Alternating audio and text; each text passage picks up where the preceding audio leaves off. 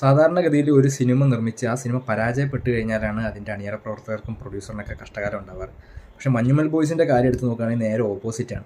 Cinema നിർമ്മിച്ച് cinema വൻ ഹിറ്റായി തമിഴിലും മലയാളത്തിലും അതുപോലെ മറ്റ് ഭാഷകളിലൊക്കെ ഭയങ്കര ഹിറ്റായി 200 കോടിയിൽ കൂടുതൽ കളക്ഷൻ, കൃത്യമായിട്ട് പറഞ്ഞാൽ 248 കോടിയോളം രൂപ തിയേറ്ററിൽ നിന്ന് കളക്ട് ചെയ്ത് കഴിഞ്ഞപ്പോഴാണ് ശരിക്കും മഞ്ഞുമൽ ബോയ്സിന് കഷ്ടകാലം തുടങ്ങിയത്.